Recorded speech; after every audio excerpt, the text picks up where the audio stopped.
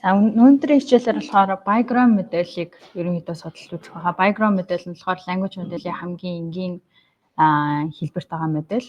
Яг нь гэхээр үсгийн түвшинд ажилладаг. Нэг үсэг өгөхөд түүний дараачийн орох үсгийг ерөнхийдөө таадаг модель ахгүй. Тэгэхээр жишээлбэл нэрнүүдийн үгсийн сан дээр ажиллая гэвэл эхлээд нэг үсэг өгөхөд дараачийн үсгийн таах байдлаар нэг үг генерейт хийх байхгүй. Тэгэхээр ерөнхийдөө яг нэр шиг адилхан сонсогдох хэдий ч яг жинхнээсээ нэр биш тиймэрхүү кул маягийн никнейм маягийн нэрнүүд генерейт хийх гэсэн үг.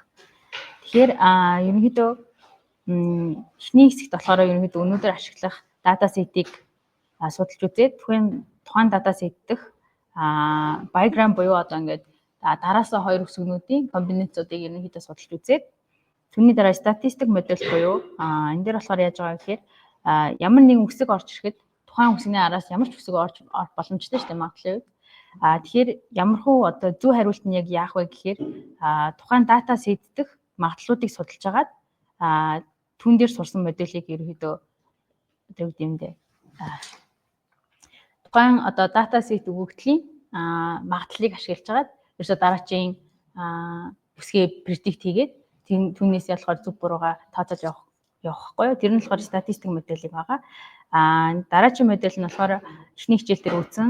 За neural network моделийг ашиглаад background-ийн хоёр модель трейн хийгээд за сүүлд нь болохоор тухайн хоёр модель харьцуулаад ерөнхийдөө хичээл маань дуусч байгаа.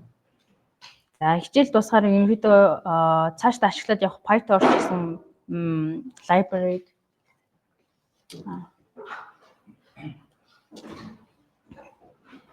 PyTorch гэсэн library-г тодорхой хэмжээнд ашиглаж сурсан байна. За бас дээрэс нь language моделийн overall framework бол одоо модель трейн хийх, түүнийг оптимизац хийх, за predict хийх, буцаад лоссуудаа evaluation хийх basic ойлголтуудыг ерөнхийдөө хийгээд сурсан байна. За тэгээд эхлээд хэдүүлээ дата сеттэйгээ танилцаад эхлэе. За энэ дата сет нь болохоор текст файл байгаа. За ингээд харангуут ерөөсөө засгийн газрын вебсайтнаас хамгийн түгээмэл нэрнүүдийг татаж авсан байгаа. Нэг мөрөн дээр нэг үг бахаар ингээд авчихсан байгаа. Тэгэхээр хэдүүлээ энийг болохоор нийтдээ нэг стринг болгож уншуулад за лайн тус бүрээр нь залгаж агаад лист маягаар ерөнхий ноутбук руу оруулаад ирж байгаа.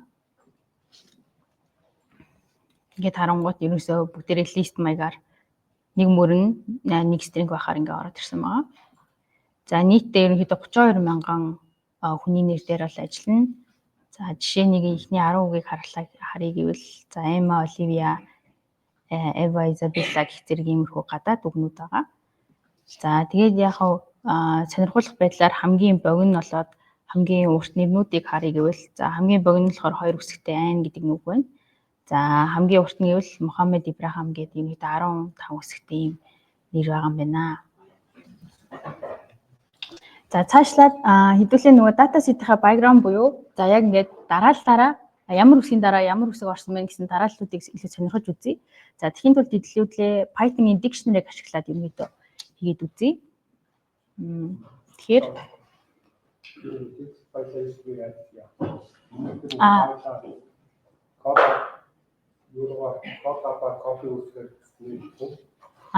датагаа татаад авцсан уу?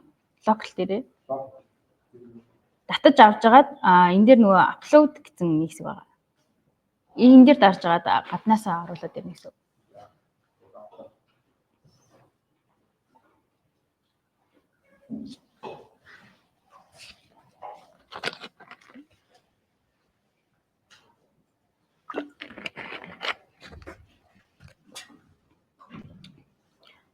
Бүгдээ текст файлуудаа ер нь оруулаад ирчихсэн үү? За.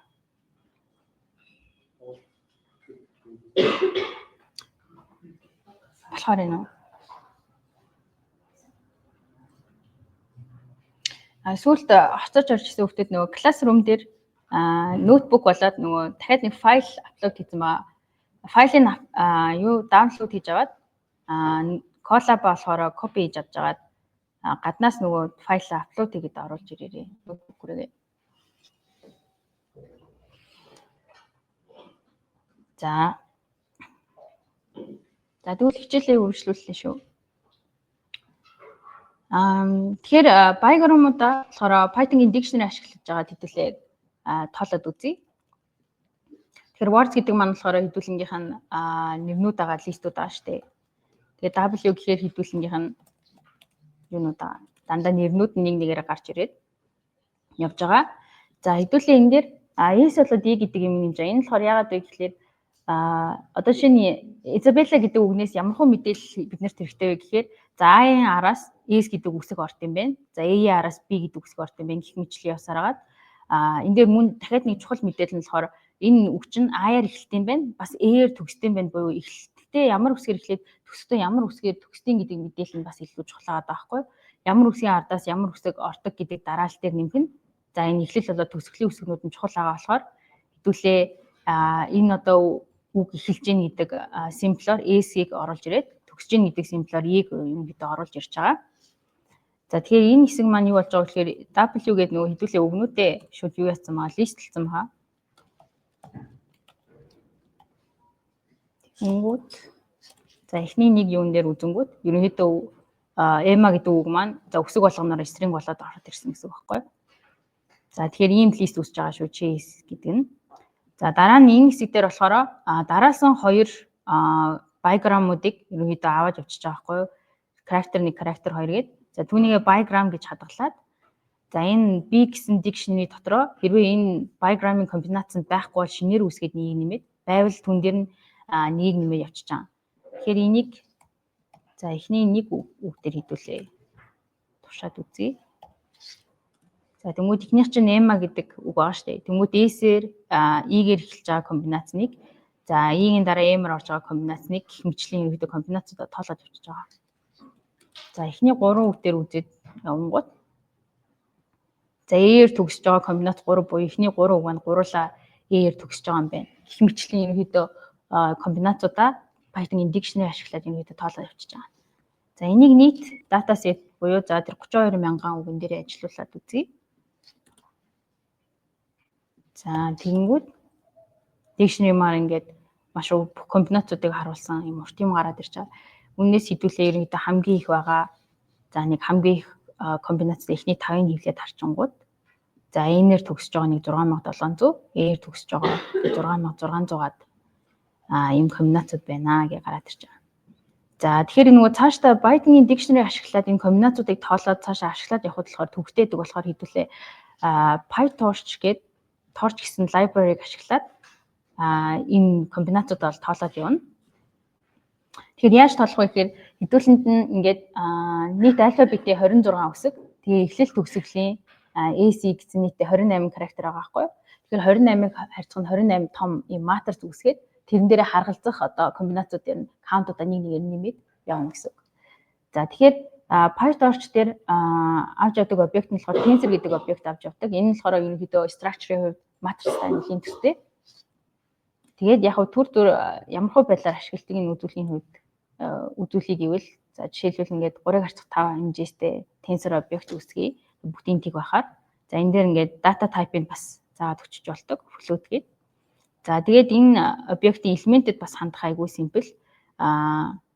Ерөөсөө нэг дөрв буюу одоо нэгдүгээр мөрний дөрөвдөх багна гээд буюу одоо энэ элементийг 5-ыг өөрчилж ирэнгүүт зүгээр айгүй simple-ээр ингэ бичингүүт өнөөдөө ашиглаж болж байгаа. За тэгэхээр яг түрүүн чи хэлжсэн одоо 26 үсгэн дээрээ эхлэлийн S төгсгөлийн E гэд нэмээд нийтээ 28 character байгаа. Энэ дээрээ 28-ыг харьцах 28 матрицаа хэдүүлээ үсгэжээ. За одоо хэдүүлээ энэ дээрээ болохоор нэг нэгээрээ юу яагаад нэмээд явах байхгүй юу? Одоо A-араас A орсон комбинацууд байвал харуулж авах. Гэтэ энэ чинь болохоор матрич бүгдээрээ үсгээр биш индексээр явж байгаа шүү дээ. Тэгэхээр хэдүүлээ 28 character-уудаа бүгдийг индексжүүлэх хэрэгтэй болчихж байгаа. Тэгэхээр эхлээд хэдүүлээ энийг аваад үзье. Энэ дээр яаж байгаа вэ гэхлээр words чинь манай нийт үгнүүдийн лист аа шүү дээ. За энэ нь болохоор бүгднгийн нэг том string болгочихж байгаа. За эндээс set авчингууд ерөнхийдөө unique character-уудыг үлдээчихэж байгаа. За setтэй ажиллахад хэцүү болохоор хэдүүлээ энийг list болгоод за тэгээд энэ маань ингээд sort нь алдагдчихж байгаа болохоор хэдүүлээ энийг list-ийг sorтлж байгаа. За тэнгуут хэдүүлэнгийнх нь за цагаан толгой 26-аас гараад ирж байгаа. Үнийг болохоор энэ chars гээд энэ chars гэсэн list тал хадгалчихж байгаа байхгүй. За дараагийн string to index гээд нэрлэлсэн байгаа. Story гээд string to index гэсэн dictionary үүсгэж байгаа. Энэ дээр яаж байгаа гэхээр саний 26 character-а бүгдийг индексжүүлж байгаа байхгүй юу? Өөрөөсөө эхнээс нь эхлээд A-ийг болохоор техник 2 гээ бүгднийг тооны дагуу одоо индексжүүлж байгаа. Дахиад энэ 26 дээр нэг нь хэдүүлээ AC 2-ыг нэмээд за 26 27 гэдэг индекс нэмээд өчөж байгаа. За тэгээд дараачих нь болохоор дараа нь ашиглагдахад дараа нь явж байгаа хэрэг болох index to string гээд ерөнхийдөө зүгээр энэ хоёрынхаа байрыг солилцсон л dictionary байгаа. Ингээд харангуут за тэг нь A нэг нь B гээд энийхээ ерөнхийдөө байрыг солилцсон байгаа. 26 за энэ сүлд нэмсэн S гэсэн character, E гэсэн character гэх. За одоо хэдүүлээ нөгөө N гэсэн 28-ыг харьцах 28 матрикс дээрээ тоонуудаа нэмж өгнө. За энэ дээр хамгийн анх харж ирсэнчлэн за энэ дээр нөгөө манай нэрнүүдийн лист яваад W чинь нэрнүүд нь явж байгаа тий. Chase-үүд нь болохоор юу явж байгаа.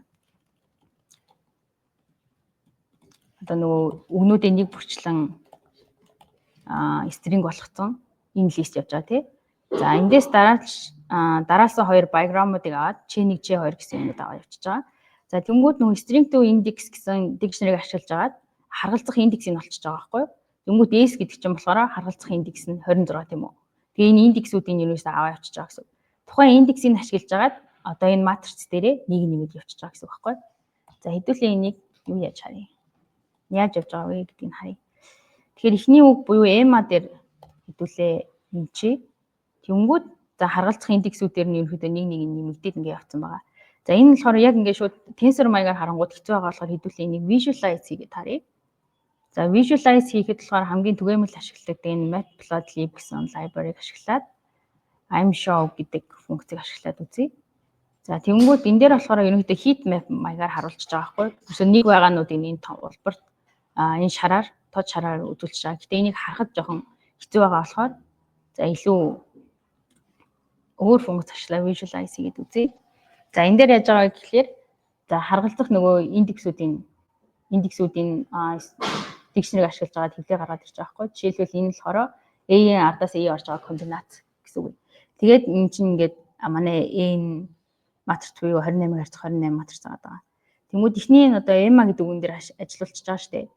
Тэнгүүд E-гээр эхэлж байгаа энэ комбинацныг за E-ийн ардаас M орж байгаа комбинацныг за M-ийн ардаас M орж байгаа комбинацныг M-ийн ардаас A орж байгаа комбинацныг A-ээр дуусч байгаа комбинацныг гээд ерөнхийдөө харгалзах одоо комбинацуудыг дандаа нэг нэмэгдээ явчихж байгаа байхгүй. За тэгээд үнийгээ хэдүүлээ нийт юун дээр ажиллуулад үзчихье. Таних зөвхөн EMA гэдэг ихний үгэн дээр ажиллуулсан байсан бол одоо нийт нөгөө 32,000 үг байгаа шүү дээ. Нийт дата сет дээр ажиллуулад үзээд явчих. Тэрнээс өмнө N-ийг юу яах юм бэ? Дахиж уншуулах юм. N-ийг дахиж бүгдийн тэгээр өгөөд за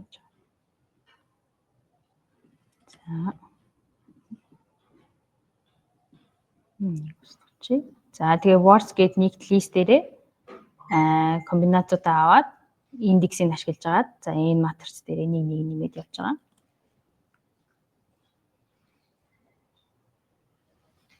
За тэгээд эрэнгуут энэ heat map-аар харангуут тодорхой хэмжээний өөрчлөгдсөн байна. За сүүлийн visualize хийсэн кодоор харангуут гээд ерөнхийдөө бүх комбинацуудыг гаргаад ирж байгаа. За эндээс хамгийн их нь аль вэ гэхээр ерөнхийдөө илүү тод өнгөтэйнүүд нь болохоор айгу өндөр байна гэсэн үг байхгүй юу? Тэгэхээр эндээс болохоор A-ээр төгссөн 6600 комбинац, за N-ээр төгссөн 6700 комбинац буюу анх нөгөө dictionary гаргаж ирээд байсан хоёр комбинац маань энэ дэр ингээд яг ижилхэн гараад ирж байгаа. За энэ матрицаас одоо анзаарвал одоо жишээлбэл энэ багнаа штэ. Өөрөөр хэлбэл S чинь болохоор хэдүүлээ нөгөө үг маань эхэлж байгааг symbolize хийгээд хамгийн ихэнд оруулаад байгаа шүү дээ. Тэмүүт энэний өмнө угаасаа үсэг орох боломжгүй байхгүй. Ардаас нь л үсэг орно гэхээр тэгэхээр энэ баган маань өөрөө ингээд дандаа тиг гэдэг комбинацтай байгаа. За түүнтэй яг ижилхэн end гэсэн характер байгаа шүү дээ. Үүний ардаас үсэг орох угаасаа боломжгүй байгаа. Тэнгүүд энэ хэсэг чинь болохоор дандаа тиг болчихж байгаа байхгүй. Өөрөөр хэлбэл ер нь SE хоёрыг ингэж заавал хоёр өөр характераар ялгаад байх хэрэг байхгүй. Зүгээр цэг гэж тэмдэглэжвэл одоо цэгийн ардаас ямар нэг үсэг орлоо гэхэд энэ чинь зүгээр энэ үсгээр эхэлж байгаа юм байна гэж ойлгочих болно. Харин зүгээр юуны ардаас одоо үсэгний ардаас цэг орчвол за энэ үсгээр төгсөж байгаа юм байна гэдгийг ойлгочих болохоор заавал AC гээд ерөөсөө ялгаад байх юм гэдэг ач холбогдол байх болчихж байгаа. Тэгэхээр хэдүүлээ AC гэж ялахгүйгээр эхлэл төгсгөлөө зүгээр цэг-цэгээр тэмдэглэе явчих. За тэнгуү саний яг хийсэн үйлдэлүүд эхнээс нь татна гэсэн үг байхгүй юу? N гэдэг маань одоо ерөөсөө AC-гийн оронд зүгээр цэг нэмжиж байгаа болохоор нөгөө 26 алфабетийн үсэг дээрээ цэгийн нэмээд нийт 27 характер болчихж байгаа. Тэгэхээр нийт ингээд 27 харьцаг нь 27 гэсэн матрицаа үүсгээд за эндээсээ нөгөө саний string to index to string гэдэг байгаа хоёр dictionary-дээр үүсгэчих. Гэхдээ энэ дээр нөгөө хэдүүлээ цэгээ болохоор тэгэр цэгийнхаа индексийг тэгээр болгоод за A B C гэдэг эхлэнгүүт 1 2 3 гээд эхлэхээр индексүүдээ аваа явчихж байгаа гэсэн үг байхгүй юу? За тэгээд ерөнхийдөө нийт үгийн сан дээрээ дахиад энүүдээ бодуулаад үзье. Тэгээ visualize хийнгүүт ийм үр дүн гарч ирж байгаа. За энэ яаж байгаа вэ гэхээр за эхний мөр дээр болохоор за цэгээр эхлээд ардаас нь ямар нэгэн үсэг орсон байгаа буюу за энэ үсгээр эхэлж байгаа комбинацуудыг эхэлж байгаа хгүй одоо тухайн үг эхэлж байгаа комбинацууд одоо жишээлбэл цэг P гэдэг нь P-гээр эхэлж байгаа комбинац нийт 515 байна гэсэн үг. Харин эхний баг нь болохоор үсэгний ардаас цэг орж байгаа буюу за энэ A гэдэг үсгээр төгсөж байгаа комбинацууд 6600 байна гэсэн үг байхгүй. За эндээс хамгийн их комбинац нь болохоор яг түрүүнчээ харж лээсэн хамгийн тод өнгөтэй энэ A-ээр төгсөж байгаа 6600, N-ээр төгсөж байгаа 6700 байгаа даа. За гэх мэтлэн ерөнхийдөө нийт комбинацуудаа хэдүүлээ ингээд матриц маягаар бүгдийг харчиж болно. За энэ дээр цэг хоёр цэгийн тиг байгаа буюу энэ дээр болохоор угаасаа үг эхлэл дууссан гэсэн үг болчиход байгаа хгүй. Угаасаа тийм үг байхгүй болохоор энэ дээр угаасаа тиг комбинац байгаа. За ингээд бүх комбинацуудаа гаргаад ирж байгаа. За тэнгүүд хэдүүлээ одоо ингээд эхний мөр буюу одоо тухайн үг маань ямар үсгээр эхэлж байгаа юм бэ гэдэг комбинацаа гараад ирсэн тийм үү. Энийг ашиглаж агаад за B-гээр эхлэх одоо магадлалыг олно гэсэн үг байхгүй юу. За тэгэхээр эхний мөрийг хэдүүлээ авна. За авахта тенсор дээр болохоор яаж авдаг вэ гэхээр зүгээр эхний мөрийг аваад за энэ тодорхойлох хоёр цэг нь болохоор бүх багныг авъя гэсэн үг байхгүй юу. За жишээлбэл хамгийн ихний тэр цэг гэдгийг авъя гэвэл тэг гээд ерөнхийдөө индексийг бичээд авчиж байгаа гэсэн үг. Харин тэг тодорхойлох хоёр цэг гэвэл за энэ ихний багныг авчиж байгаа байхгүй тэр дандаа цэгээр эхэлсэн багнуудыг. Тэгээд энэ болохоор зүгээр шууд энэ тэг гэж бичгтээ ерөнхийдөө ижилхэн яг ижилхэн гараад ирнэ. За тэгээд үүнийхээ магадлалыг олохын тулд хэдүүлээ магадлал маань float байх болохоор энэ эхний мөрчин болохоор бүгд integer байгаа байхгүй юу. Тэгэхээр энийг шууд float болгочиход маш амархан ингээд float болгочдөг. За тэнгууд ингээд бүгдээрээ тасалтай болоод float болж байгаа нь харагдаж байна. За түүний дараагаар хэдүүлээ магадлалаа олохын тулд энэ мөрийнхөө нийт нийлбэртэй тус бүрийг нь хуваагаад өгчнө. Тэнгууд ингээд энэ мөрийнхөө магадлалуудыг гараад ирж байгаа. За жишээлбэл хамгийн их магадлалтай нь энэ буюу нэг 13, 14% магадлалтай. За энэ болохоор A үсэг байсан тий. Тэгэхээр өөрөөр хэлбэл A үсгээр эхэлж байгаа магадлал маань 14% байна гэсэн үг. Тэгээд энэ мөрнийхөө ерөнхийдөө магадлал чинь нэг байх болохоор за нийлбэрийн авангууд нэг байгаад байгаа. За тэгээд энэ мэтлэр одоо жишээлбэл үг эхлэхийн тулд энэ магадлалыг ашиглаж агаад за эхний одоо үг маань эхлэх тэр үсгийг генерейт хийгээд авчих байхгүй юу? За тэнгууд одоо жишээлбэл энэ дээр одоо энэ магадлалаар одоо A гараад ирлээ те. A гараад ирлээ гэхэд за A мөрдөх одоо тэр комбинацуудын каунтыг авч агаад тэндийнхаа магадлалыг олоод дахиад тэр магадлалыг ашиглаж байгаа дараачийн тэр үсгийг гаргаж ирнэ гэсэн үг байхгүй юу? Энэ маягаар ерөнхийдөө ингээд лупдээ дараачихаа үсгийг олоод үг генерейт хийх. За тэгээд энэ байдлаар генерейт хийхин тулд хэдүүлээ PyTorch хэд хэдэн функцүүдийг мэдэх хэрэгтэй. За эхнийх нь энэ generator гэдэг функц. Энэ болохоор зүгээр randomаар generate хийдэг. За энэ generator-ыг G гэж нэрлээд за энэ randomаар 3 тоо авдаг энэ функц дээр ажиллуулад үзчихье. За тэнгууд энэ generator маань manual seed гэдэг зүйл байгаа. Энэ нь болохоор яадаг вэ гэхээр одоо энэ randomаар байнгын одоо random юм хийгээд байвал хэдүүлээ цаашаа ажиллахад хэцүү болохоор reproducibility-г энэ буюу одоо дахиж ижилхэн тоо random хийхин тулд энэ seed-ийг ерөнхийдөө ашигладаг. За жишээлбэл одоо энэ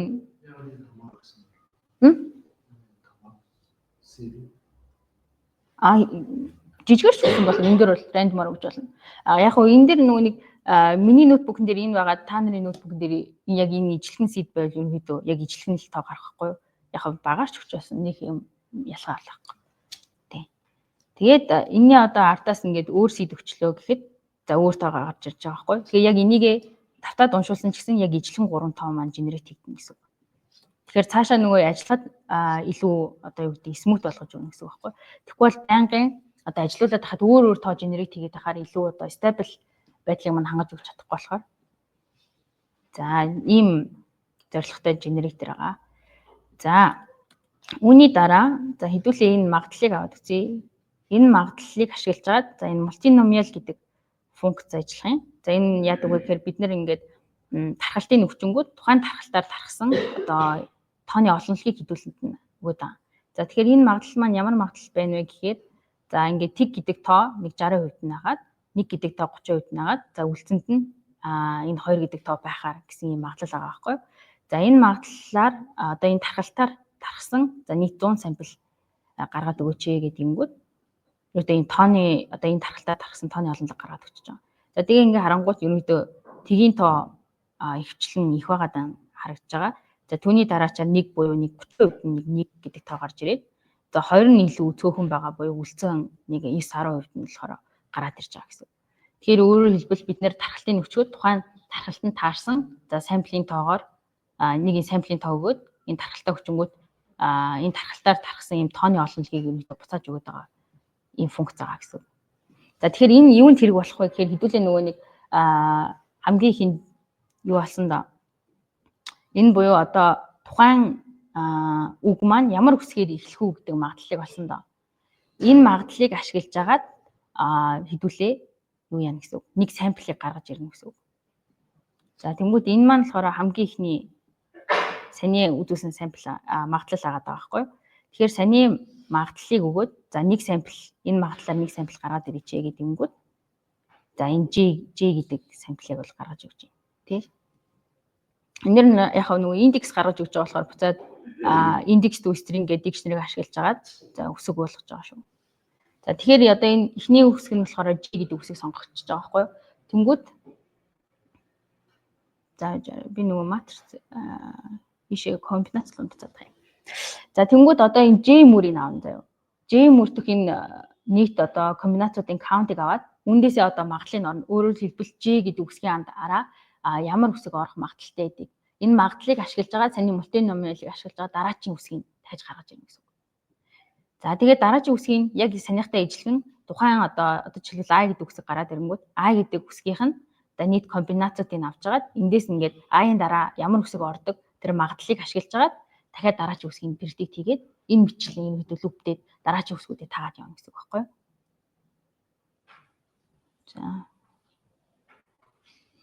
За тэгэхээр тэр кодыг хэдүүлээ бичицгээе. За яг хөө саний зааж өгсөн генераторыг ингээд авчиж байна.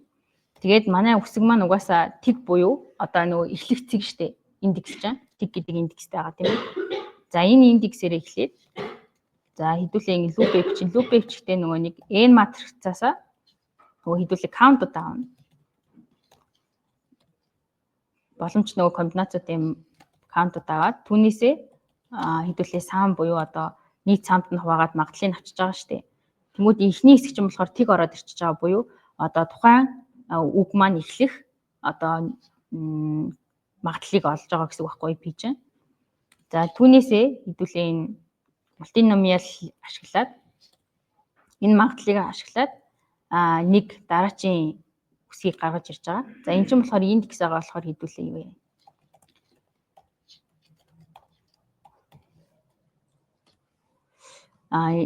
Индекс to string гэдэг дикшнэрийг ашиглаж агаад үсэг болгоод ингээд generate хийгээд явахгүй. Тэгэхээр ямар үед энэ юу маань loop маань зогсох вэ гэхээр эцсийн мөчөд нөгөө нэг дуусж байгаа цэг байгаа штэ. Дуусж байгаа цэг буюу буцаад индекс нь тэг дээр хүрэх үед ерөөдөө зогсох юм. Тэгээд хэдүүлээ энийг ингээд ажилуулад үзье. За тэгмүүд эхнийх нь за J гэдэг үг гарч ирээд дараа нь U, N, I, D гэдэг буюу Junid гэдэг үг үүсчихэж байгаа байхгүй юу? Энэ дээр болохоор эхний нэг явалтаар одоо ингээд магадлалаа ашиглаад нэг үг generate хийж гин гэсэн үг. Тэгэхээр эхний үг нь Junid гэдэг үг үүсчихэж байгаа. За тэгэхээр энэ дээр хэдүүлээ нэмээд яхаа output-ээ одоо буцаад string байдлаар нийлүүлэхийн тулд яг list үсгээд за түүн дээрээ саний үсгнүүдээ append хийгээл сүүлд нь нийлүүлээд print хийчихэж байгаа. За ингээд unit гэдэг үг гэж. Яг энэ шиг адилхан одоо 30 удаа хэдүүлээ итерац явуулаад үзчихье. Энэ дээр яг нэмэгдэж байгаа нь яг энэ 30-аар loop хийж байгаа энэ нэмэгдэж байгаа. За тэгээ харангуут за unit жанасаа гэдэг ингээд generate хийж байгаа үгүүд нь харангуут яг юм хүний нэр гэхдээ яг үүндээ хүний жинхэнэ нэр биш байгаа байхгүй. Нэг жоохон тийм nickname-рхүү өгнүүд үүсээд байгаа. За тэгмүүд энэ дээр бас сони анзаархангууд P гэдэг ингээд дуусчихж байгаа байхгүй өгнүүд нь. Яаж байгаа вэ гэхээр буцаад энэ diagram гэдэг чинь буцаад language model-ийн хамгийн одоо юу гэх simplest form буюу зүгээр үсгний дараа үсгийг тааж байгаа буюу за энэ үг маань одоо юу гэх юм эхний үсгэн шүү, энэ хоёр дахь үсгэн шүү, гурав дахь үсгэн шүү гэдэг мэдээлэл байхгүй болохоор зүгээр л өмнөх нэг үсэг өгчөнгүүд дараачийн нөгөө магадлал ашиглаад дуусчихж байгаа болохоор ерөөсөө PME гэдэг ерөөсөө ингээд дуусчихж байгаа гэсэн үг. Өөрөөр хэлбэл за J гэдэг чинь болохоор за энэ үг одоо J гэдэг үсгээр эхэлж байна. Энэ одоо хоёр дахь үсгэнд болж байна гэдэг мэдээлэл нь дутуу байгаа даа болохоор ерөөсөө хамгийн weakest модель буюу одоо хамгийн simplest form байгаа даа болохоор энэ PA гэдэг иймэрхүү сонин үгнүүд бас generate хийгээд байгаамаа. За хэрвээ хэдүүлээ одоо саний нөгөө магадлалуудаа ашиглахгүйгээр зүгээр одоо train хийгдээгүй модель байнгут ямархуу үгнүүд generate хийх вэ гингүүд зүгээр юм random үсгнүүдийн комбинац маягийн юмнууд үүсэж байгаа. Хэдүүлээ тэр саний одоо нөгөө 32,000 үгнийхаа дата сет дээр ашиглаад одоо магадлалыг ашиглаад generate хийвэл харьцангуй арай гайгүй хүний нэртэй ойролцоо юм үгнүүд гарч ирээд байгаа гэсэн. За ерөнхийдөө энэ маань одоо statistical model болчихж байгаа гэсэн. Датаныхаа одоо магадлалуудыг судалж агаад түүний магадлалыг ашиглаж агаад дараачийн үсгийн predict хийгээд байна гэсэн. За энэ кодон дээрээ хэдүүлээ дахиад нэг янзлах юм болохоор яг энэ хэсэг буюу магадлал олоод байгаа хэсэг. Энэ нь болохоор итерац явах болгоно N-ээсээ нөгөө тухайн одоо комбинацид аваад магадлал олоод байгаа байхгүй. Тэгэхээр хэдүүлээ N шиг адилхан том P гэдэг матриц үсгээд тэрэн дотроо бүх магадлалууд нь байхаар ерөөсөө ийм том P гэдэг матриц үсгэжээ. Тэгээд тэр матрицаасаа одоо нөгөө хэрэгтэй магадлалууд аваад явбал илүү efficient байх юм аа. Тэгэхээр энэ хэсгийг хэдүүлээ юу ашиглая? Сам ашиглаж агаад PyTorch-ийн сам ашиглаж агаад хэдүүлээ янзлая. За тэгэхээр хэдүүлэнд нь одоо P-г үүсгэхийн тулд юу хэрэгтэй вэ гэхлээр хэдүүлээ мөр болгоноор нь бүгдийг нэмж агаад нөгөө юу яаж байгаа штэ. Хуваагаад магадлалуудыг олж байгаа штэ. Тэгэхээр нөгөө зүүнээс баруун руу одоо бүх нийлбэрүүдэд олох хэрэгтэй эхлэе. Тэгэхээр чинь ерөнхийдөө гарч ирж байгаа юм нь болохоор 27-г харьцах нь нэг матрицтай нийлбэрүүд гарч ирнэ гэсэн үг байхгүй юу? Тэгэхээр P-sum гэдэг энийг ашиглаж үзье. За энэ дээр болохоор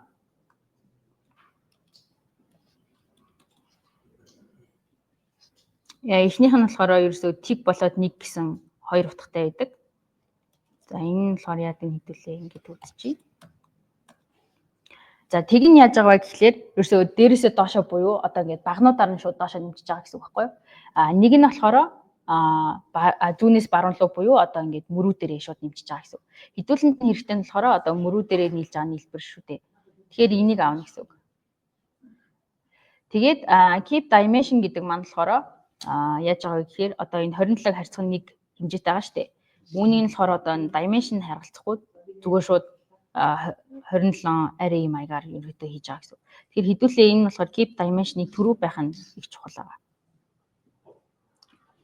Тэгээд энэ 27-г харьцах нэг матрицаа буцаагаад нөгөө нэг 5 матрицтай хуваачиж байгаа байхгүй юу? Шууд нөгөө нийлбэрүүдийг олж аваад тэнгүүд юу болж байгаа вэ гэхлээр хэдүүлэнгийнх нь үсэд байгаа одоо энэ бүх магадлалтай том P матриц маань гараад ирж байгаа. Тэгэхээр одоо саний кодон дээр энэ дээр дахиад нэг юм байгаа нь болохоор нөгөө хувааж байгаа шүү дээ, тоон хувааж байгаа. Тэгэхээр нөгөө буцаад тгийн тоон хуваах error гарахаас сэргийлээд за нийт n-ийнхаа комбинац дээр нэг нэмээд өгч байгаа юм байна.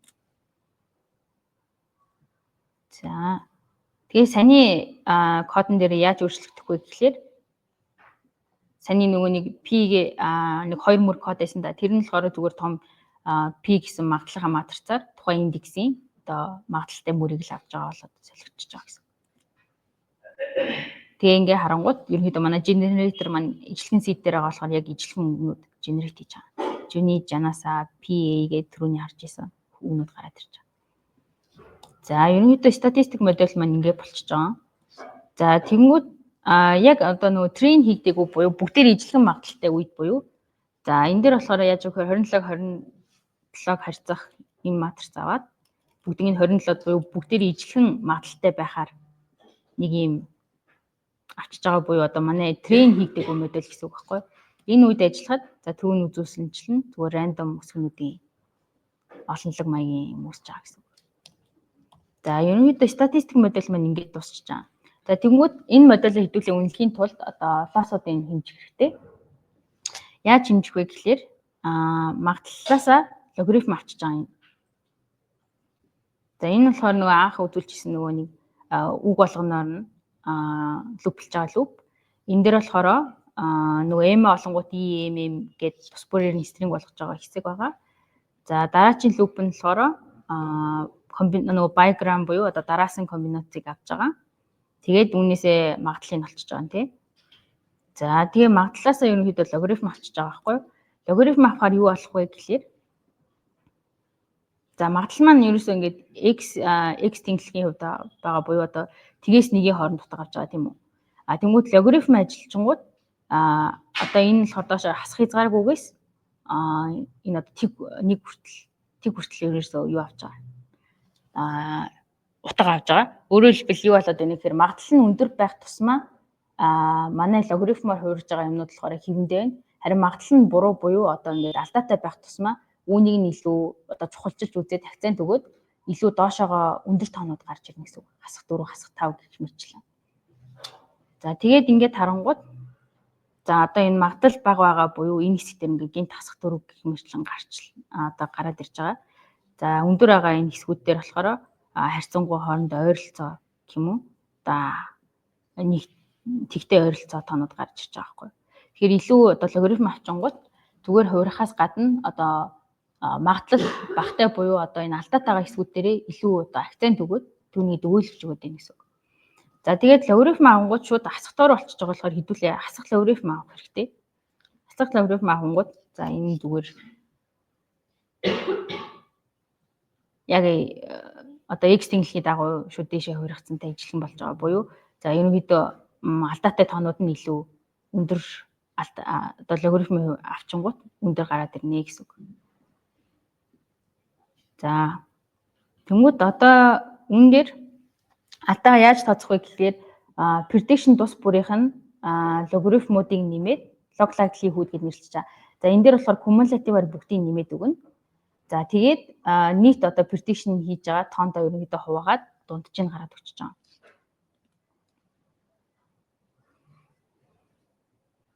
Энэ дээр бүх дата сет дээрээ ботчлаа. За тэгээд бүх дата сет дээр бодонгууд ингээд 2.445 гэдэг лосс гараад ирж байгаа гэсэн үг байхгүй юу? За тэгээд ерөнхийдөө хэдүүлэнгийн зорилго болохоор энэ лоссыг тэг рүү ойртуулах буюу одоо аль болох багасгах зорилготой байгаа. Тэгэхээр энэ чинь болохоор нөгөө дундаж авсан буюу одоо тус бүрийнх нь prediction тус бүрийнх нь negative log likelihood-ыг олж аваад ерөнхийдөө дундчийг авсан байгаа байхгүй. Тэгэхээр энэ дундчийг тэг рүү очуулна буюу одоо багасгахын тулд тус бүрийнх нь prediction тус бүрийнх нь за negative log likelihood-ыг багасгаад тэг болгоно гэсэн үг. Буцаагаад нөгөө negative log likelihood чинь болохоор log likelihood-ийг зүгээр хасхныг үржүүлсэн шүү дээ. Тэрийг нь болохоор ихсгээд одоо тэг рүү ойртуулна гэсэн үг болж байгаа. За тэгээд neural network модельээ хэдүүлээ сурахын тулд эхлээд одоо нөгөө нэг input output-ээ хэдүүлээ бэлдэх хэрэгтэй. За яг input-ээ XS гээд output-ээ YS гээд нэрлэжээ. За тэгээ эхний үг буюу одоо EMMA гэдэг нэрэн дээр ажиллуулад үзье. За тэнгууд манай юунууд input output-ууд яах вэ гэхээр эхнийх нь болохоор за манай үг маань эхлэж байна буюу цэг орж ирнэ. За тэнгууд зөв хариу нь болохоор I гарч ирэхтэй. За дараачаа input нь болохоор I. За харин зөв хариу нь M буюу одоо дараачаа үсгэн гэсэн үг. Гэх мэтчлэн ерөөдөө ийм 5 inputтэй 5 outputтэй байгаад байна гэсэн. За тэгээ модель уншихын тулд энийг буцаад индексээр хэдүүлээ илэрхийлж хэрэгтэй. За энэ дээр дахиад one hot encoding хийх хэрэгтэй байгаа. За энэ encoding нь яадаг вэ гэхээр одоо жишээлбэл одоо улаан ногоон цэнхэр гэдэг ийм өнгөнүүд байвал үнийг нь болохоор binary болгож ерөнхийдөө хуваагаад байгаа. Энэ буцаад улаан мөн үү, цэнхэр мөн үү, ногоон мөн үү гэж ерөнхийдөө мөн биш гэсэн ийм утгатай багнууд үсгээд за энэ улаан болвол улаан дээр нэг үлдсэн дээр нь дандаа тэг байхаар ногоон болвол бус дээр нь тэг байгаад за зөвхөн ногоон дээр нэг байхаар ийм dummy feature-ууд ерөнхийдөө үүсгэж явчихж байгаа гэсэн үг. За тэнгууд энэ дээр манай input маань яаж ажиллах вэ гэхээр ерөнхийдөө нийт нөгөө 27 класс байгаа шүү дээ. Тэнгууд манай эхний характер маань буюу одоо нөгөө тэг гэсэн буюу цэг гээд эхлэх тэмдэг байгаа. Дараачих нь A, B, C, D гэж явчихж байгаа тийм үү. Тэнгууд манай эхний input чинь цэг буюу эхлэх гэдэг тэмдэг байгаа болохоор энэ дээр нэг за үлдсэн дээр нь бүгдээрээ тэг болчихж байгаа. За дараачих нь E буюу за энэ 6 дахь характер байна тийм үү. Тэнгууд энэ үлдсэн дээр нь тэг байгаад E дээрээ нэг болоод ингээ үлдчихэж байгаа гэсэн үг байхгүй юу. За үүнийг нь харъя гэвэл за эхнийх нь ингээ цэг байгаа байхгүй юу. Үлдсэн дээр нь бүгдээрээ тэг байгаад за дараачих нь M буюу одоо энэ 5 дахь характер тийм үү. Тэнгууд энэ дээр нь нэг байгаад үлдсэн дээр нь бүгдээрээ тэг байгаад байна гэсэн үг. За дараачих нь M гээд за M дээрээ харин нэг байгаад үлдсэн характерууд нь биш гэдэг буюу одоо тэг байгаад байна гэсэн үг байхгүй юу. За яагаад ийм болгоод байгаа вэ гэхээр юу яаж байгаа. Хэдүүлгийнх нь сурах гэдэг neural network нь болохоор нэг layerтэй neural network байгаа даахгүй. Тэгэхээр input-ууд нь юу байх вэ гэхээр нөгөө 27 alphabet дахиад нэг цэг гээд 28 нейрон байх гэдэг байхгүй input-ийн layer. Тэрний дараачаар манай нэр одоо ажиллах нэг single layer агаад тэгээ output нь байгаа даа. Тэгвэл дэрхчээд. Тэнгүүд ингэж оруулах гэдэг байгаа гэсэн үг байхгүй юу? Input layer гих мэтчлэн яваад одоо жишээлбэл энэ дээр эхлэх цэг нь мөн үү гэсэн үг байхгүй юу? Дараачих нь A мөн үү, B мөн үү гих мэтчлэн яваад за энэ дээр нь Z мөн үү гэдэг юм хэдэд дуусчаа. Тэнгүүд манай input-ууд ч юм болохоор эхнийх нь болохоор энэ мөн штэ. Цэг мөн. Тэнгүүд нэг гээд үлдсэн тэг-тэгүүд орж ирнэ гэсэн үг байхгүй юу? За тэгэхээр энэ болохоор input layer нагаад за үүний дараа манай нөгөө one single layer бас байгаа. Тэгээд эн чинь болохоор ингээ бүгдээрээ холбогдно. Тэгээ үүнээсээ дахиад манай эцсийн output маань гарч ирж байгаа байхгүй юу? Output layer гэдэг. Тэгэхээр манайх чи ихнийх нь одоо цэг байгаад EMMA гэдэг нийтээ 5 юу байгаа шүү дээ. 5 input. Тэгэхээр тус бүрчлэн нөгөө юу яачаар one hot encoding гэхээр 5-ыг харьцах нь 27 матрич болчихж байгаа байхгүй юу? За тэгэхээр хэдүүлээ эхний хичээлээр сурснараа input-ээ хэдүүлээ weight-ээр үржин тийм үү? Энэ голтууд ингээд weight-үүд явж байгаа гэсэн үг байхгүй юу? Холбогдоод. Тэгэхээр weight маань болохоор 27-г харьцах нь 27 матрич байгаа даа. Тэгээд энэ weight-үүд дээрээ хэдүүлээ нэг нейрон дээр болохоор ингэж weight-үүд дээрээ input-үүдээ үржүүлээд дахиад нэг юу байгаа штэ. Activation function apply хийж өгөөд тэгээд ерөнхийдөө манай эцсийн output маань гарч байгаа. Энэ дээр бүрч. Output нь ямар юм гарч ирэх вэ гэхээр энэ 27 юу гарч ирнэ. Зүг бисэн байна. Sorry. Юу гарч ирэх вэ гэхээр ерөнхийдөө 27 магадлал гарч ирэх байхгүй юу? Өөрөөр хэлбэл A цэг байх магадлал хэд байгаа, A байх магадлал хэд байгаа гэсэн 27 магадлал гарч ирээд энэ магадлалуудын чинь нийлбэр нэг байхаар ерөнхийдөө гарч ирнэ гэсэн үг. Тэгээд хамгийн өндөр магадлалтай энэ сүлд нь одоо predict хийж гарч ирнэ гэсэн үг байхгүй юу? За тэгэхээр энэ хэсгийг хэдүүлээ яг хийж үзье. Тэгэхээр одоо нөгөө нэг манай encoded input чинь болохоор ингээд 5-ыг харьцах 27 гэсэн хэмжээтэй болчихж байгаа байхгүй юу? Тэгээд хэдүүлээ random-оор хэдүүлээ weight-үүдээ 27-г харьцан 27 матрис зүгээр шууд random-аар авчээ. Тэгэхээр энэ хоёроо үржүүлэхдээ зүгээр атгээд бичгээд болчихж байгаа. Tensor дээр болохоор атгээ бичингүүд ерөнхийдөө матрицын үржүүлэлттэй ижилхэн үржигдчихэж байгаа байхгүй. За үр дүнд нь болохоор 5-ыг харьцах 27 гээд за тэр голын нөгөө нэг one single layer гараад ирж байгаа. За энэ дээр дахиад нэмэх нь хэдүүлээ юу ашиглан activation функц apply хийж өгнө. За энэ удаагийн юун дээр болохоор softmax-ыг ашиглаж байгаа. Softmax нь болохоор яадаг вэ гэхлээр ерөөдөө яг магтал шиг адилхан. За энэ 5 ширхэг 5 input орж ирэхэд буцаагаад яг магадлал болоо гараад ирж байгаа. Ерөнхийдөө нэг нийлбэр нэг байхаар. За ийм функц байгаа. За тэгэнгүүт энэ дээр болохоор саний хэдүүлэнгийнх нь үржиж байгаа хэсэг. За энэ хоёр дээр болохоор саний softmax-ыг болохоор хийж байгаа. Softmax дээр нөгөө exponential-ыг олоод тэгээд тус бүрийнх нь экспоненциалуудыг нийлбэртэй ерөнхийдөө хуваагаад явчихж байгаа. Тэгээд өгөнгүүд саний нөгөө EMA гэдэг үгийнхаа тэр голын нөгөө single layer дээр болохоор ийм юунууд өсчихөж байгаа байхгүй магадлалууд нь. За тэгэнгүүт өөрөөр хэлбэл одоо энэний чинь магадлал нь бүгдээр энийг гэсэн үг байхгүй. Одоо энэ үг төгсөх магадлал нь ийм байгаад за A байх магадлал нь энэ байгаад гэдэг магадлалууд нь гараад ичиж байгаа гэсэн үг. За энэ дундаасаа хамгийн их одоо магадлалтай нь одоо дараа сонгогдно гэсэн үг байхгүй. За ингээд магадлалуудын ерөөсөө нэмээд үцэнгүүд угаасаа бүгдээрээ ингээд нэг гарч ирж байгаа. За саний хийсэн үйлдэлүүдээ бүгдийг нэг summarize хийгээд үзвэл за хэдүүлээ input-үүдээ авсан тийм input export-үүдээ авсан. За түүний дараачаар за W буюу одоо хэдүүлээ weight-үүдээ random байхаар шууд 27-г харьцан 27 матрис үүсгэсэн. За тэгээд input-ээ нөгөө one hot encoding хийж байгаа.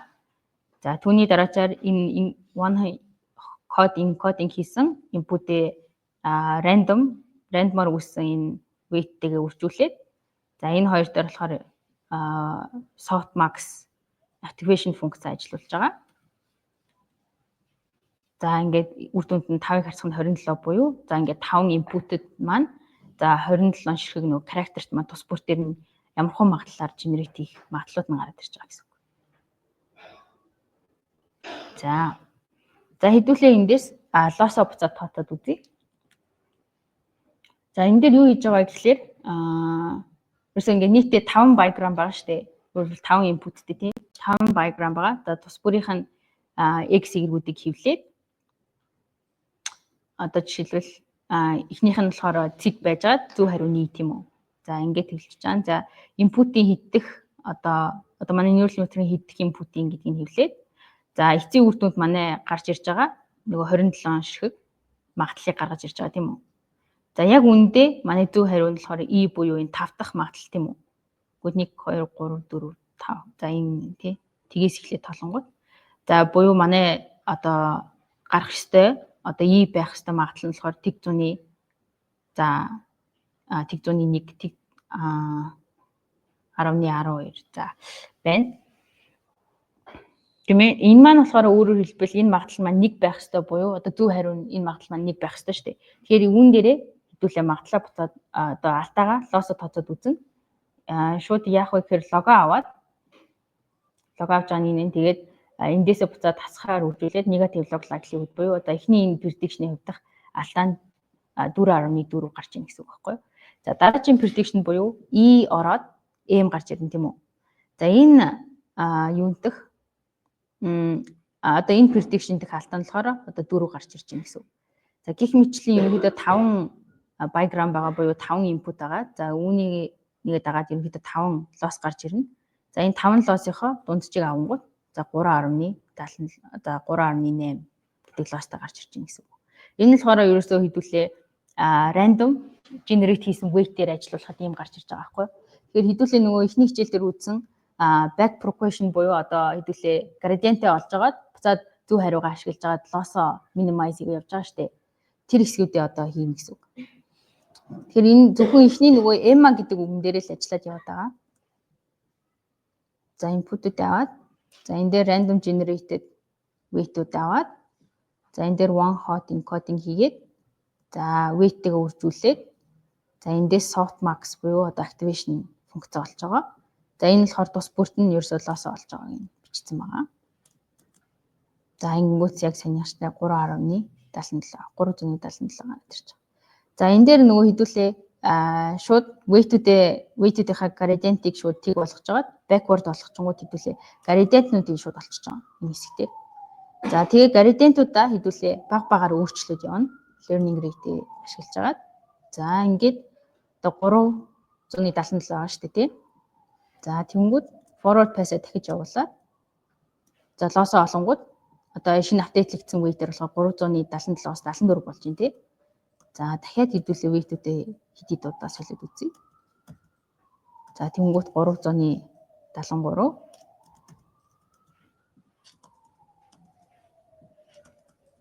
За гэх мэтлэн weight-үүдээ апдейт хийгээд явхад манай loss маань ерөнхийдөө буураад байгааг харж байгаа. За яг одоо энэ шиг адилхан яг энэний дагуу ерөнхийдөө нийт том датан дээр ажиллана гэсэн үг байхгүй юу? Санийх дээр зөвхөн EMA буюу одоо ингээд 5 input дээр ажиллаа. За тэнгууд нийт датан дээр хэдүүлээ ажилуулад үзье.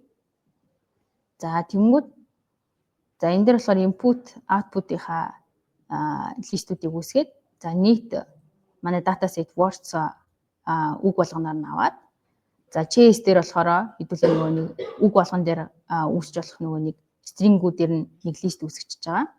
За түүнээсээ яг дараасаа 2 bigram-уудыг аваад за input output-уудыг гаргаад ирж байгаа.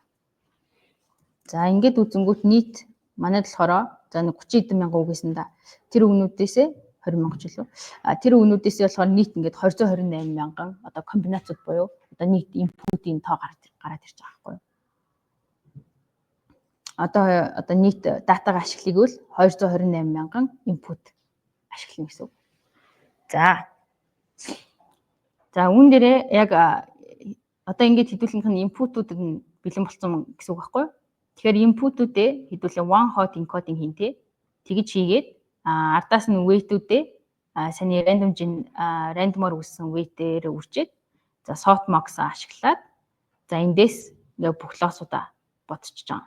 За энэ дээр нөгөө хэдүүлэнх нь үндсэн нөгөө not log likely negative log likelihood эндээс олж байгаа. Энэ дээр нэмэх нь одоо regularization loss гэдэг зүйлийг нэмж өгч байгаа. За энийг би дараа нь тайлбарлаж өгье.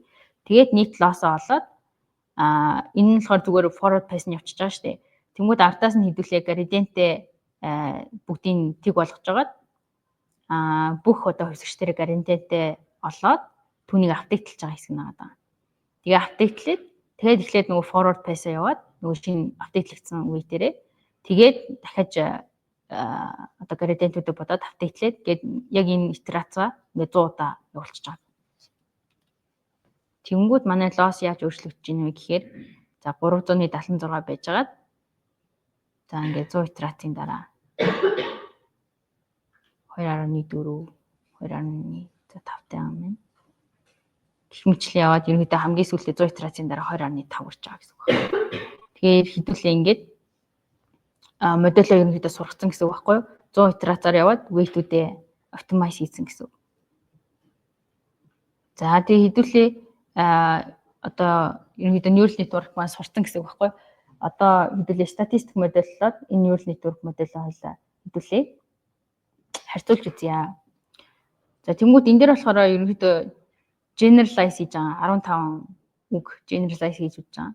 Тэгэхээр саний сурсан одоо нөгөө weight-үүдээрээ generalize хийж үзэнгүүт за Juni, Janasa, P, Cafe, Cohin за гих мэтлийн үгнүүд гарч ирж байна.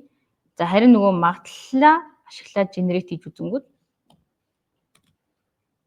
за Juni, Janasa, P за энэ арай өөр юм те Connie энэ сүүл рүүгээ жоохон утгагүй болсон core гих мэтлийн үгнүүд гарч ирээд байна.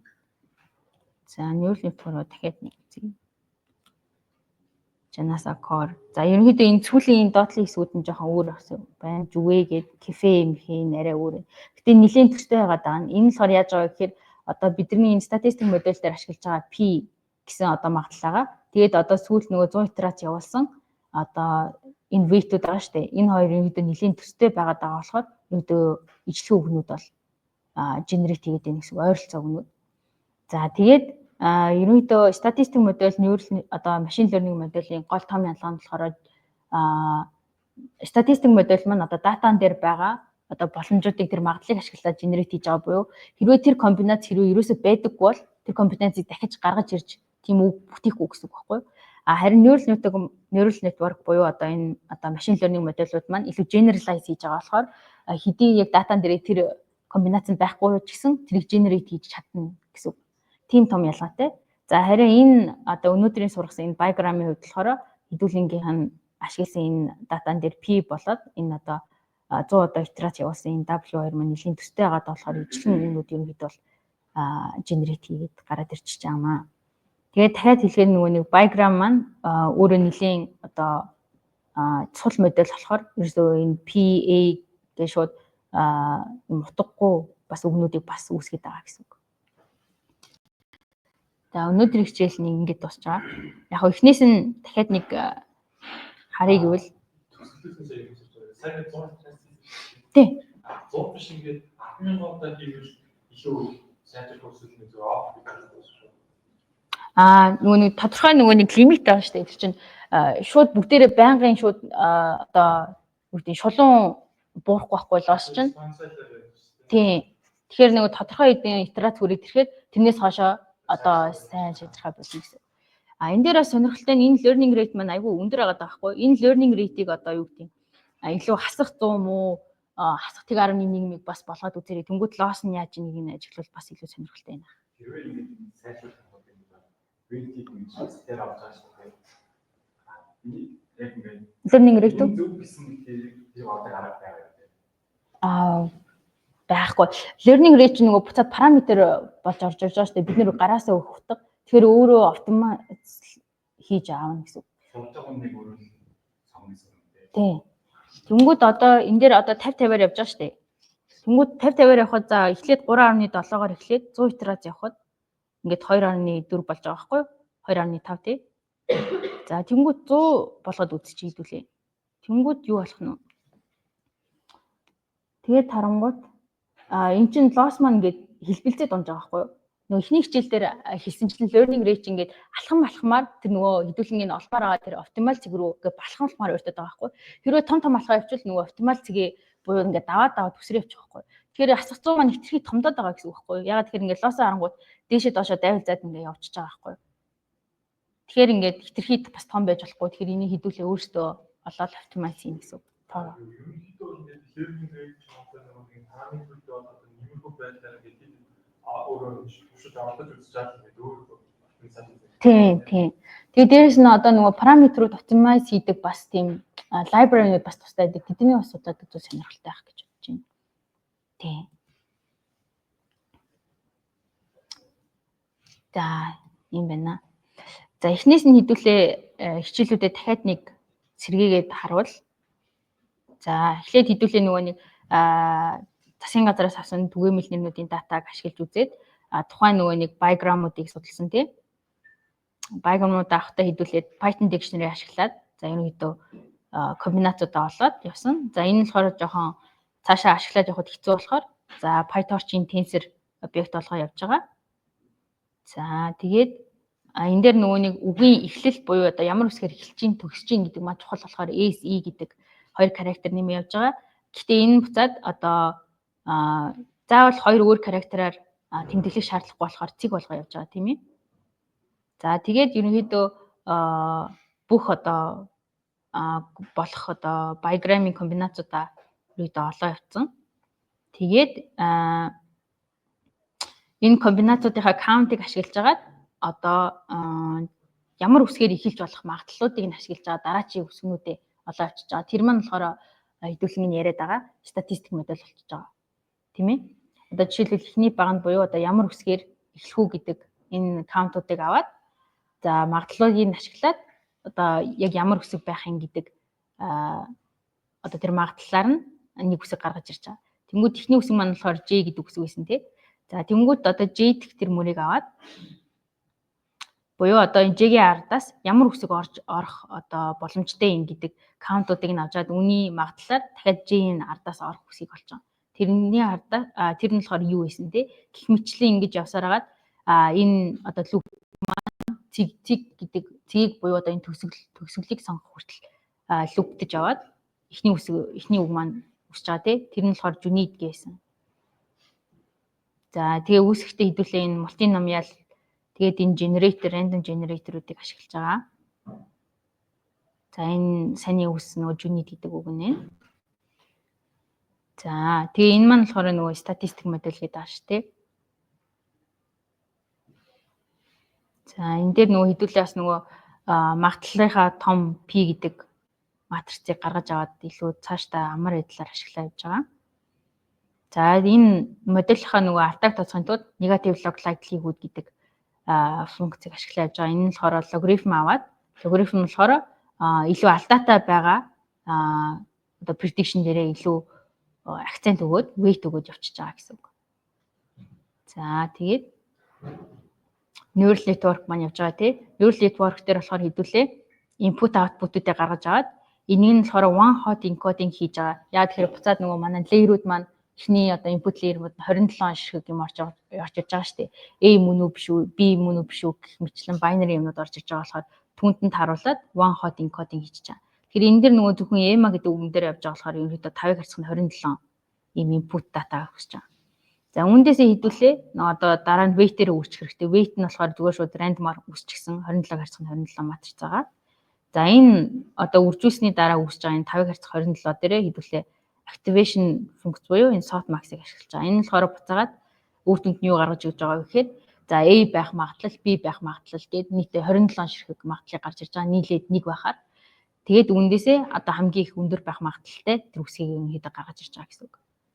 За тэгээд за энэ дээр болохоор нийт summarize хийгээд бүх одоо step-үүдээ явуулж байгаа гэсэн үг байна. За үүнээсээ нөгөө negative log likelihood-ыг ашиглаад error-оо тооцож байгаа хэсэг нь энд явж байна. Өөрөөр хэлбэл одоо зөв хариу болох E байх магадлалаа ашиглаж аваад үүн дээрээ лого аваад negative log likelihood-ыг тооцоо явуулж байгаа гэсэн үг.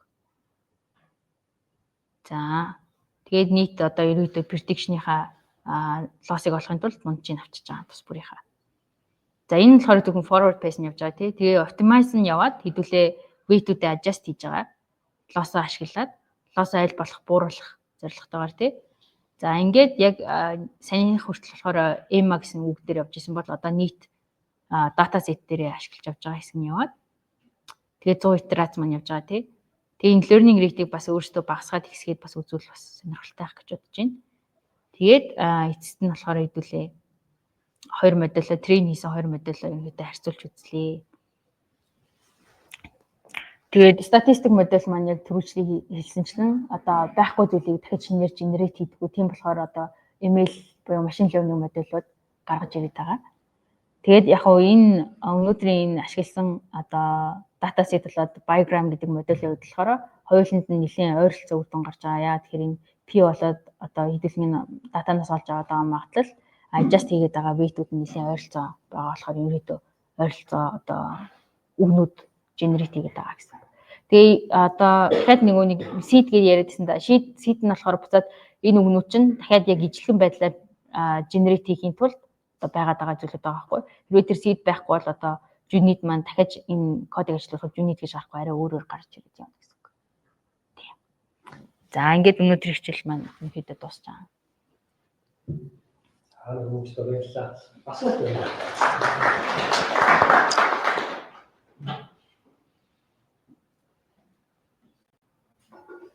Сая ихтэй яг нэмэлт юм хэлэх ийм гэдэг матрix байсан шүү дээ. А-гийн дараа Б болох матрix, А, Б гэсэн юу гэдэг тоолт гэдэг матрix байсан шүү дээ. Яг тэрийг ашиглаж явах юм бол цэвэр нэг статистик модель байна байхгүй. Тэрнээ нэгийг нэмсэн дээ. Нэгийг нэмжээ гэдэг нь бүх тоолыг нэмсэн байхгүй. Тэр болохоор бас нэг утгаараа regularize хийж байгаа. Тэр чинь 1000 болох сонирхол бол нөлөө нь аюул бага байхгүй. Тэгээд олоолаа ажилтдаг одоо комбинац бол баг одоо энэ нөлөө авахгүй. Маш хаад гардаг уу огт гардаггүй гэдэг байх юм бол тэрийг нэг болгох чинь тэр чинь огт боломжгүй байсан юм нэг болгоно гэх чинь боломжтой болж байгаа. Яг мэдээж тэрийг дараа хуваахтаа бүгдээр нь нийлбэр болж байгаа бол тэр нэгдээ 1000-тай тоо байгаа шүү дээ. Тэгэхээр нэрийг авах байх баг магадлал гарна л та. Гэхдээ огт боломжгүй биш болчих жоох байхгүй. 2 3 болгоно гэж чинь магадлалынхаа хувьд бол 30% өссөн шүү дээ. 50% өссөн шүү дээ. Тэгэхээр бол тодорхой хэмжээний жоохон рефлекс хийсэн.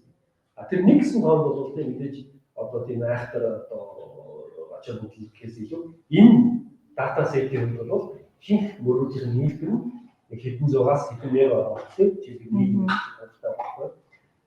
тэр тоонууд нь нэмэхэд нэг 10 гардаг ч юм уу эсвэл эсэргээрээ 10 сая гардаг байсан бол багтуу нэг биш те 100 нэг ч юм уу 11 тонн болох байхгүй. Ийм нийлбэрүүд нь хэдэн мянга гардаг юм дээр дэндүү том тонн хэмжүүл тэр чинь 100 ажил олон ажил ялгаж чадхаар байна. Хин боловч чинь хэлхий болж байна. Тэр бол одоо энэ тохиолдолд тийм жоох. Би энийг нөгөө нэг сүүлд тайлбарлая гэж орхиод мартаа авчиж. Энд дээр нөгөө нэг negative log likelihood хүүд дээрээ regularization loss гэдэг зүйлийг нэмээд байгаа байхгүй. Энэ болохоор ямар зорилготой вэ гэхээр одоо weight-үүдээ adjust хийж байгаа шүү дээ. Тэнгүүд нэг одоо яг хитгэн одоо параметр дээр weight-үүд нь хитгүндөр гарч ирээд үлдсэн дээр нь илүү бага байгаа даа шүү дээ. Өөрөөр хэлбэл одоо зөвхөн модель маань хитгэн л фичрүүдээс хамааралтай болох гэдэг. Тэнгүүд буцаад энэ маань болохоор модель ямар сөрөг нөлөөтэй гингүүд overfit болж болно.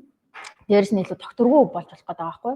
Өөрөөр хэлбэл тийм докторгүй болж болох гэдэг. Тэгэхээр түүний тэр нөлөөг нь багасгахын тулд энэ regularization loss буюу за хит өндөр байгаа энэ weight-үүд дээр илүү ач холбогдол байгаад энийг одоо loss-ийн улам нэмээд өгöd байгаа гэсэн үг байхгүй. Өндөр weight-үүдтэй байгаа одоо хэсгүүд дээр loss-ийг нэмж өгöd түүнийг нь илүү буулгах маягтай буюу одоо нийт weight-үүдээ одоо нэг distribution байхаар өөртөө болох зорилготой байгаар энэ loss-ийг нэмээд байгаа.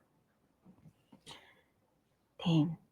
Ийм loss ерөнхийдөө нэмж өгч байгаа шүү. За. Тэгэл бол.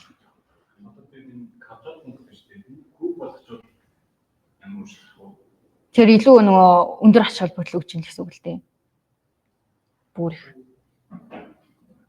Энийг коп болгох гэсэн үг үстэй тий. Тийм.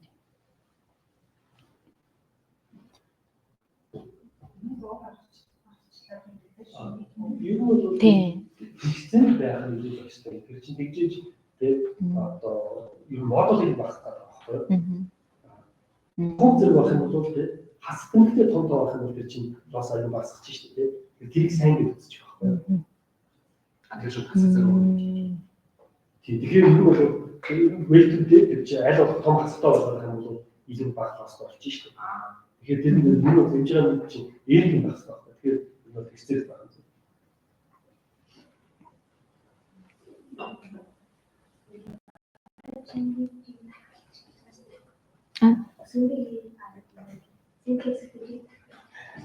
За.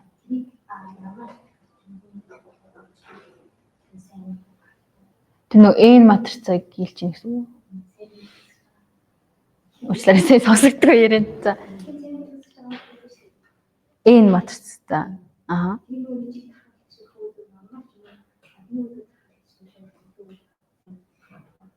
Аагүй тэр чинь нөгөө нэг хэдүүлээ нөгөө тренд биш гээд нөгөө нэг p гэсэн юу ашиглаад байсан гэсэн үг байхгүй юу? Өөрөөр хэлбэл одоо нөгөө n матрицын каунтууд чинь нөгөө датанасаа ийм комбинатууд байна гэж каунтуудыг гаргаж ирж байгаа шүү дээ. Тэрийг л зүгээр бүгдийг ижлэн каунт болгочих гэсэн санаа шүү дээ, тий? Тийм ээ, тэгж асууж ирсэн хүмүүс тий. За тэгээд тэрэн дээр болохоор яаж байгаа вэ гэхээр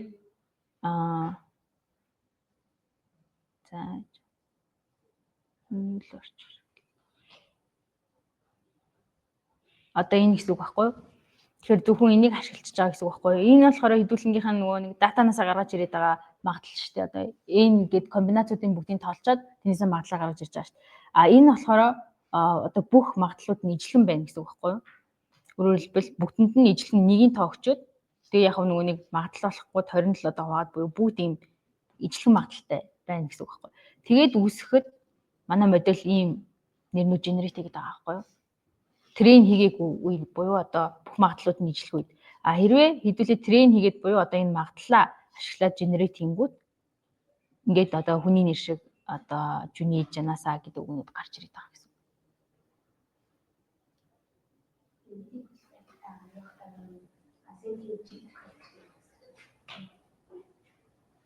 Пиу. Гүг пи чинь нөгөө нэг датанасаа комбинацууд нь авч байгаа шүү дээ.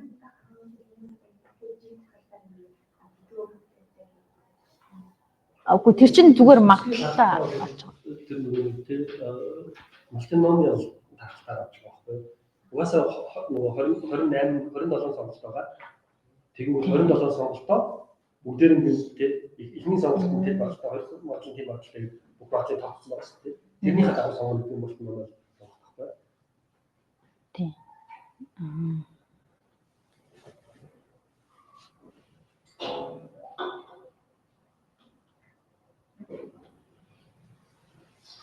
За.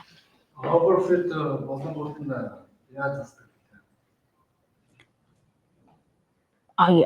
Яг overfit болохгүй одоо жишээлбэл хит хитэн weight-үүд нь хитрхийн өндөр болчих штеп. Тэгэхээр чинь модель чинь зөвхөн 4 5 хон одоо фичер ч юм уу тэр цөөхөн фичрүүдээс илүү хамааралтай болчиход байгаа байхгүй юу? Бус нь баг тэр нь болохоор overfit болох магадлалтай. Дээрээс нь модельийг болохоор докторгүй байх магадлалтай байхгүй юу?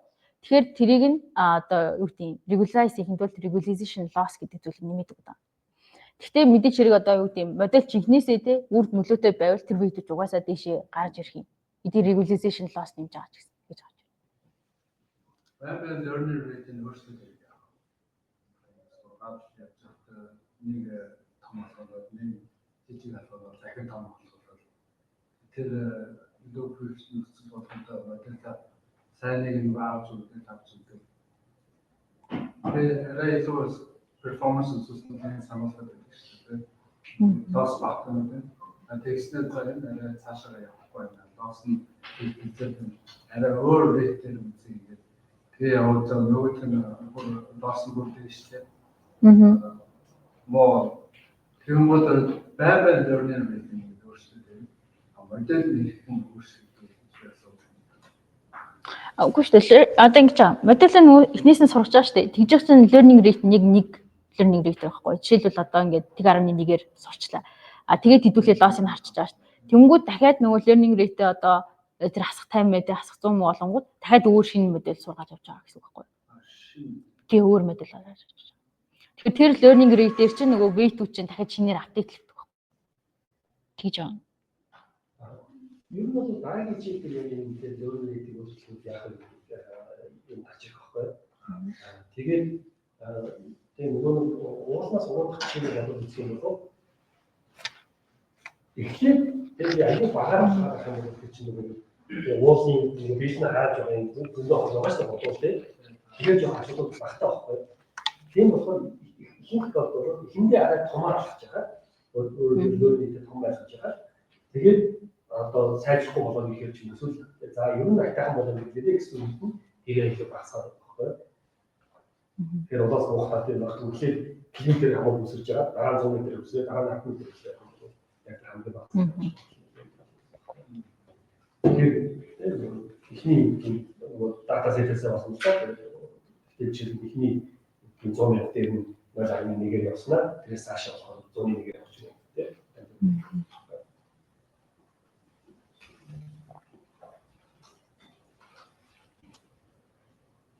Одоо бидний модель санаал болно шүү дээ. Юу болно? Сануулна. Тийм. Маркет ташин дээр шүү. Сев гэдэг. Хадгалж байгаа. Тэгэхдээ learning rate нэг байна гэсэн. Тэр намайг learning чинь бол тэр параметр зөв олохтой хамаатай байхгүй. Анх сурахтай хамаатай байхгүй. Сурахын дараа бол тэр чинь модель гараад ирлээ. Тэрэн дээр learning rate хамаагүй байхгүй. Модель ашиглаад тэрийг апдейт яг хийх үедээ ажиллах. Одоо баян нөгөө лос гэдэг чинь optimize хийгээд дуусахад нэг 2.5 болоод болж байгаа шүү дээ.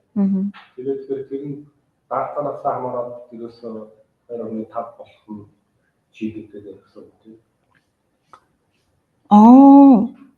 Яг өөр аргуудаар дата set ашигласан бол тэр optimize хийгээд дуусах 2.5 дээр биш 1.3 дээр очиж болно гэж байна.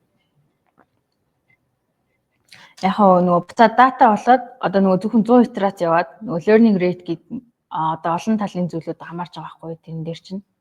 Тэгэхээр тэр олон зүйлүүдээс одоо юу гэдэг тухайн нөхцөл байдал юу ашиглаж байгаасаа шалтгаалаад хийдэж болно гэсэн үг байна. Түүнээс багасч болно.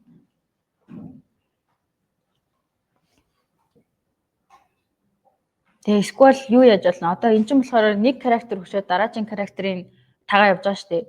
Тэнгүүд арай жоохон өөрчлөөд хоёр характер өгч жахад дараагийн нэг характерыг олдог ч юм уу. Тиймэрхүү байлаа өөрчлөө явж хаад лоос нь илүү одоо буурч бас болохгүй юу?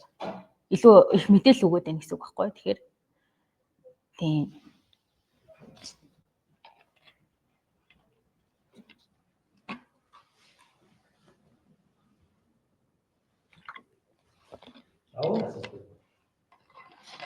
Аваад асуулт авах гэж байна. Намайг уучлаарай.